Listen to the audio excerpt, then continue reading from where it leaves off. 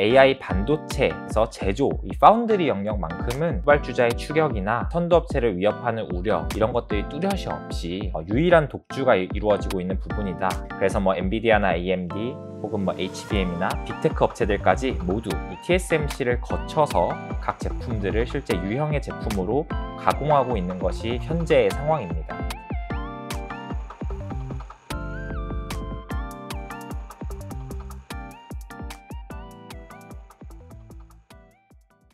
안녕하세요. 메리츠증권에서 IT 소재장비 섹터 담당하고 있는 김동관이라고 합니다. 오늘 말씀드릴 내용은 반도체 제조의 최강자이죠. 대만의 TSMC에 대한 얘기를 조금 드려볼까 합니다. 엔비디아가 AI 인프라 전체 투자 규모가 2028년까지 1조 달러 규모로 성장할 것이다 라는 얘기를 연초에 한 바가 있는데요. 이 AI 인프라 투자 중에 약 절반가량은 반도체 영역으로 담당될 것 같습니다. 결국에는 AI 투자가 확대되면 반도체 부문의 성장이 가장 가파를 것이다 라고 예상이 됩니다. 반도체 영역에서 AI의 열풍으로 수혜를 본 기업들이 많이 있고요. 뚜렷한 선두업체가 앞서 나가고 있고요. 후발주자들이 열심히 뒤쫓고 있는 상황입니다. 선두업체들이 굉장히 강력한 리더십을 보이고 있긴 하지만 시장에서는 늘 선두업체에 대한 어떤 우려사항 이런 것들이 꾸준히 제기가 되고 있는 것도 사실입니다. 예를 들면 HBM 영역에서는 삼성전자의 시장 진입이 본격화되면 가격이 좀 하락할 것이다 라는 우려도 꾸준히 제기가 되고 있고요. 엔비디아로 대표되는 GPU 영역이 빅테크들의 자체 칩에게 점유율을 좀 뺏기지 않을까라는 이런 우려들도 지속적으로 제기가 되고는 있습니다. AI 반도체에서 제조, 이 파운드리 영역만큼은 후발주자의 추격이나 선두업체를 위협하는 우려 이런 것들이 뚜렷이 없이 유일한 독주가 이루어지고 있는 부분이다. 이렇게 조금 말씀드릴 수 있겠습니다. 그래서 엔비디아나 AMD 혹은 HBM이나 빅테크 업체들까지 모두 이 TSMC를 거쳐서 각 제품들을 실제 유형의 제품으로 가공하고 있는 것이 현재의 상황입니다. TSMC가 굉장히 잘하는 회사라는 것은 누구나 알고 있는데요. 저는 이 격차가 한 번 더 점프업 할 수 있는 시기가 올해 하반기 그리고 내년일 거라고 생각을 합니다. 두 가지 부분이 있을 텐데요. 첫 번째는 기존의 TSMC가 잘하던 전공정과 후공정, 이 반도체 제조 영역에서 2나노라는 새로운 공정으로 진입하면서 TSMC의 경쟁력이 한 단계 더 레벨업 될 수가 있고요. 두 번째로는 기존에 하지 않았던 HBM이나 하이엔드 네트워크 솔루션 이런 부분까지 영역 확장이 또 일어나면서 결국 고객사들은 TSMC에서 주문을 벗어나기가 더욱더 어려워지는 환경이 나올 것이다 라고 생각을 하고 있습니다. TSMC의 공정별 매출액도 선단 공정에 대한 매출 비중이 지속적으로 올라가고 있고요. 이러한 배경에는 HPC라고 불리는 데이터 센터용 고성능 반도체의 매출 성장이 그 배경에 있습니다. 물량 증가도 물량 증가이지만 결국에 이 가격이 TSMC의 입지를 잘 보여주는 지표라고 생각을 합니다. 매년 TSMC의 웨이퍼 평균 판가인 ASP는 매년 상승하고 있고요. 이 연간 상승뿐만 아니라 TSMC의 이 선단 공정 3나노나 2나노 각 선단 공정에서의 단가도 공정을 업그레이드하면서 50%씩 상승하고 있습니다.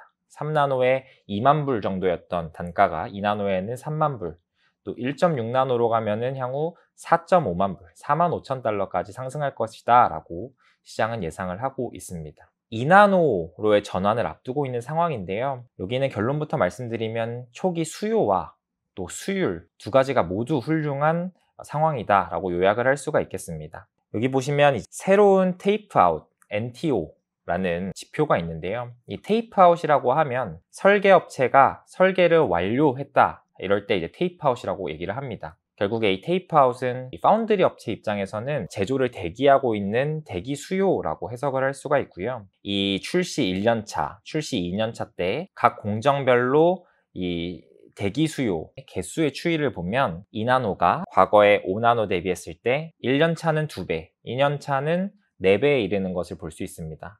이는 다시 말해서 초기 수요가 굉장히 뜨겁다라는 뜻이고요. 이렇게 이제 수요가 가파른 이유는 일반적으로 선단 공정이 출시가 되면 가장 먼저 쓰는 고객사는 이 스마트폰용 칩을 만드는 고객사입니다. 퀄컴이나 애플이 대표적입니다. 데이터 센터용 반도체를 만드는 고객사들은 조금 수년이 지난 뒤에 이 최선단 공정을 채택을 하고요. 근데 현재는 선단 공정을 채택하려는 데이터 센터 반도체 고객사들의 이 추세 자체도 빠르고, 또 과거와 비교했을 때 현재는 구글이나 마이크로소프트 같은 이 빅테크 업체들도 반도체 설계 시장에 뛰어들면서 이 잠재적인 고객사들의 이 수 자체가 늘어났습니다. 이런 고객사들이 선단 공정 채택을 늘리면서 초기 수요가 굉장히 뜨거운 상황이고요. 더 놀라운 점은 이 2나노부터는 TSMC가 트랜지스터에서 이 GAA FET이라는 새로운 구조를 도입을 했습니다. 삼성전자가 3나노 때 처음 도입을 선제적으로 했었던 기술이고요. 트랜지스터 구조가 변화하면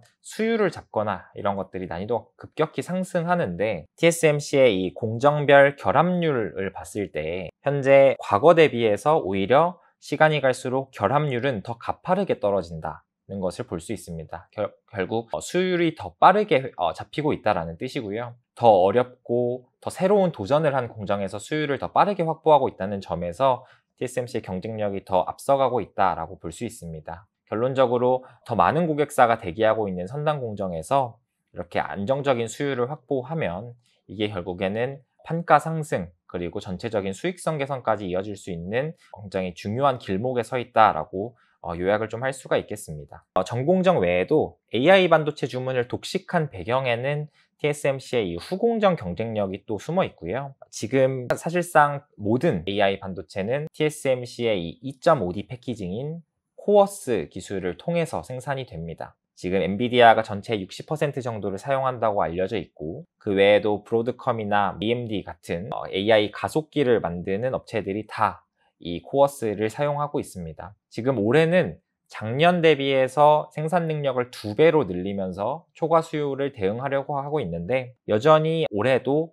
공급 부족, 초과 수요 상태가 예상이 되고요. 내년에도 따라서 추가적인 증설을 할 예정입니다. TSMC의 3D 패키징 기술은 SOIC라는 이름으로 현재 준비가 되고 있습니다. 현재 대표적으로 도입한 고객사로는 AMD 같은 업체가 있었는데요. 지금 여러 어떤 외신 보도들이나 조사기관의 자료를 따르면 애플이나 엔비디아 같은 신규 고객사까지 이 채택이 확대될 걸로 예상이 되고 있습니다.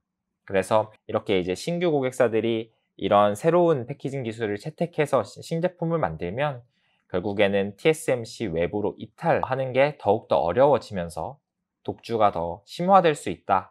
저는 그렇게 보고 있습니다. 기존에 잘하던 전공정, 후공정에서 경쟁력이 강화되고 있는 것뿐만 아니라 AI 반도체 완제품에서 TSMC가 담당하는 영역이 더 넓어지는 것도 올해 하반기부터 조금씩 관찰되는 이제 변화라고 할 수가 있겠는데요.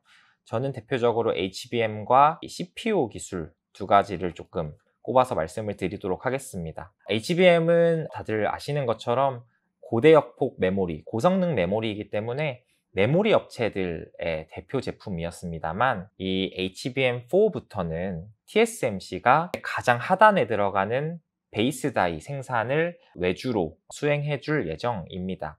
이미 이제 작년 4월에 SK 하이닉스와 이 공식적인 협력이 발표가 된 바 있고요. 지금 HBM4부터 생산에 돌입하면서 HBM 영역까지 TSMC의 사업 영역이 확장되려는 상황입니다. 이 HBM 상단에 있는 코어 다이는 메모리로서 데이터의 저장 기능을 수행한다면, 가장 하단에 있는 이 베이스 다이는 상단에 있는 코어 다이를 직접적으로 제어하고 이 HBM과 GPU 혹은 ASIC 간의 연결을 도와주는 그런 중요한 기능을 하는 부품이라고 할 수가 있겠습니다. 지금 HBM4의 베이스 다이 생산에는 TSMC의 12나노 그리고 3나노가 활용될 것으로 예상이 되고요. 12나노 버전, 3나노 버전으로 나뉘어서 3나노 버전이 조금 더 하이엔드 제품 혹은 커스텀 특성이 강화된 그런 제품을 만드는 데 쓰일 것으로 현재 예상이 되고 있는 상황입니다. TSMC가 이 해당 HBM 사업에서 창출할 수 있을 실적을 간략하게 추정을 조금 해보면요. 올해 SK 하이닉스의 HBM 캐파를 기본 케이스로 계산을 해보면 대략 19억 달러, 약 20억 달러 수준의 매출이 TSMC로부터 창출이 될 수 있다라고 계산을 할 수가 있습니다. 이는 TSMC가 1년 동안 AI 가속기 관련해서 벌어들이는 매출액의 약 10% 내외 수준이고요. 두 가지 의미가 있겠습니다. TSMC가 주식 측면에서 밸류에이션이 더 올라가기 위해선 AI 가속기 관련 매출액의 비중이 현재 올해 20% 수준에서 더 올라가야 하는데 이런 데 기여를 분명히 할 수가 있겠고요. 또 하나는 반도체 자체에서 핵심 부품 중 하나인 HBM, 또 연결을 담당하는 베이스 다이 사업에 뛰어들면서 마찬가지 고객사들의 이 락인을 더욱더 강화시키는 결과로 이어질 것이다 라는 보이지 않는 효과까지 예상해 볼 수가 있겠습니다. 인프라 투자가 커지면서 초고속 네트워크에 대한 수요도 급증하고 있습니다. 지금 서버 하나 안에서도 여러 가지 GPU, 다수의 GPU를 연결해야 되는 수요, 그리고 다수의 서버를 서로 연결하는 수요 둘 다 확대되고 있기 때문이고요. 이 추론이나 혹은 AI 규모 자체가 커지게 되면서 이 초고속 네트워크에 대한 수요가 구조적으로 확대가 되고 있습니다. 이 과정에서 이제 부각받는 기술이 실리콘 포토닉스라고 할 수가 있습니다. 기본적으로 광통신 의미를 하고요. 반도체, 실리콘으로 만든 반도체로 광통신을 구현한다는 기술입니다. 광통신 자체는 새로운 기술은 아니고요. 저희가 집에서 쓰는 인터넷에도 광통신을 쓰이고 있지만 광통신을 구현하기 위해 필요한 여러 가지 부품들을 이 실리콘 웨이퍼 위에서 반도체 칩으로 구현한다는 게 핵심입니다. 그리고 이렇게 반도체로 구현한 광통신을 위한 이 칩을 우리는 PIC, 포토닉스 IC라고 부르게 됩니다. 현재 이 실리콘 포토닉스는 이 광 트랜시버라는 형태로 구체적으로 활용이 되고요. 이 별도의 부품을 기판 위에 꼽아서 그 기판 위에 있는 칩과 외부의 통신을 광통신을 가능케 하는 방식이 현재로서는 상용화되는 방식입니다. 하지만 이제 더욱더 인터페이스의 어떤 손실을 줄이고 더 속도를 늘리기 위해서 이제 새롭게 제시되는 방식이 이 CPO라고 할 수가 있겠고요. 기존에 있는 이 플러그형이랑 비교를 해보면 에이직이 신호를 외부로 전달하기 위해서는 마이크로 범프를 통하고 또 기판을 통하는 과정에서 신호가 수차례 손실되게 됩니다. 하지만 이 트랜시버가 하는 역할을 하나의 광학 모듈, OE라고 보통 부르는데요. 광학 모듈에 통합을 한 후에 이 모듈을 중간에 있는 메인 연산, 에이직 혹은 GPU와 하나의 패키징으로 통합해버리면 이 신호 손실 자체를 극단적으로 줄이면서 효율성 제고할 수가 있습니다. 그래서 CPO라는 게 코 패키지드 옵틱스여서요. 결국에는 한 번에 통합하는 광학 기술이다 라는 패키징 기술의 일종이다 라고 봐주시면 될 것 같습니다. TSMC는 쿱이라는 이름으로 자체적인 CPU 솔루션을 준비하고 있고요. TSMC의 이 자체적인 솔루션은 엔비디아의 퀀텀 X와 같은 이 CPU 네트워크 스위치에 향후 적용이 될 예정입니다.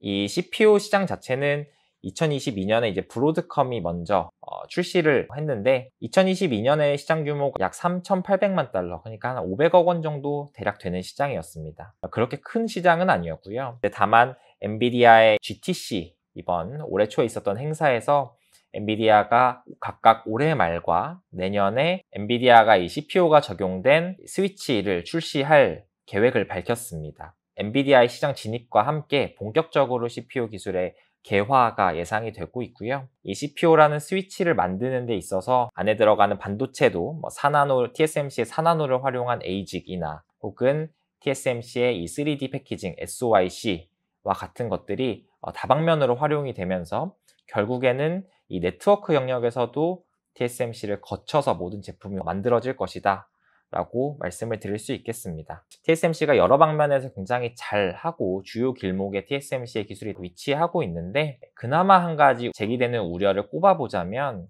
현재 미국 등 해외 투자를 하면서 수익성이 조금 더 현재보다 악화될 수 있지 않을까라는 우려들이 있습니다. 미국 같은 경우도 대만이나 이런 곳보다 투자에서 어떤 원가 이런 부담들이 있다라고 TSMC가 밝히기도 했고요. 저는 결론적으로 이 부분은 시장의 우려와 달리 더 뛰어난 실적을 발표할 개연성이 크다라고 보고 있습니다. TSMC는 실제로 영업이익률 가이던스 상단을 항상 최소 부합하거나 과거에도 그거보다 더 가이던스를 상회하는 수익성을 수차례 기록한 바가 있고요. 현재 지금 매출원가 구조를 봤을 때 대부분 감가상각비와 또 급여, 즉 고정비의 비중이 높습니다. 이는 다시 말해서 매출액의 규모 자체가 크게 성장하면 영업이익률도 또 매출 총이익률도 가파르게 개선될 수 있는 원가 구조라는 것을 의미를 하고요. 이나노로 대표되는 선단 공정의 비중이 올라가고 여기서 경쟁사와의 격차가 벌어짐에 따라서 안정적인 유일한 공급자로서 이런 것들이 단가 인상으로 반영되게 된다면